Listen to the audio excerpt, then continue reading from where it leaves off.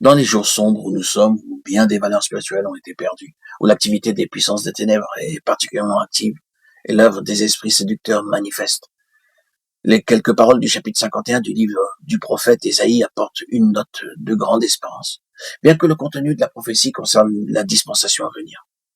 Alors que nous touchons à la fin de cet âge, Dieu maintient envers et contre tous son témoignage par un petit nombre, et cela à chaque génération, attestant ainsi que le Seigneur a détruit les œuvres du diable. Et par ce reste, Dieu travaille à conduire cette dispensation à son terme, afin d'introduire celle du royaume.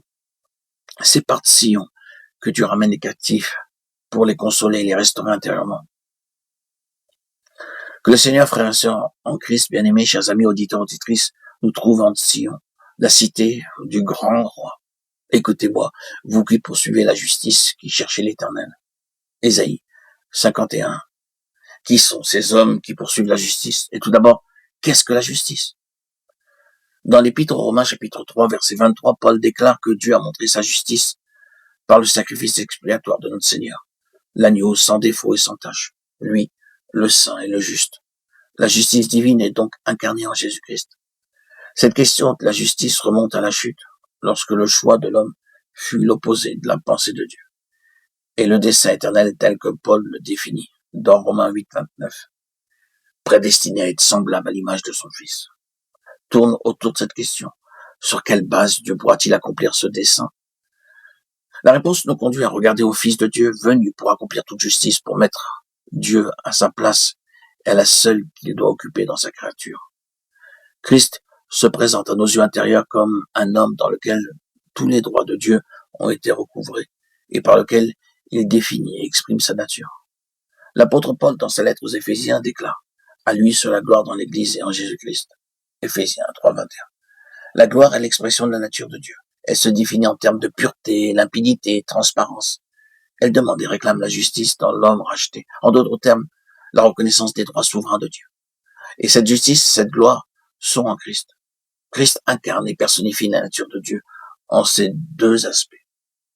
Maintenant, voyons ces hommes qui poursuivent la justice. Les paroles des versets 1 à 3 s'articulent autour de trois pensées. La persévérance pour que Dieu obtienne ce qui est selon sa pleine pensée en Christ.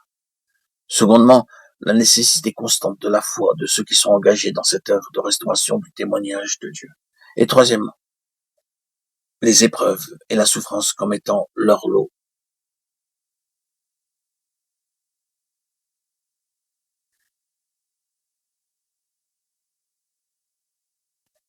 Il nous faut donc que le Seigneur, que nous désirons et suivre et que nous aspirons à le connaître expérimentalement, puisse nous affranchir de nous-mêmes, de notre être naturel, de notre vieil homme. La soif de le connaître est le résultat de l'œuvre de la croix, en ceux qui le cherchent, et de l'élimination de ce qui procède de la vie propre, tournée sur elle-même, centrée sur elle-même. En fait, il faut renoncer à soi-même pour connaître, vivre la communion avec le Dieu vivant.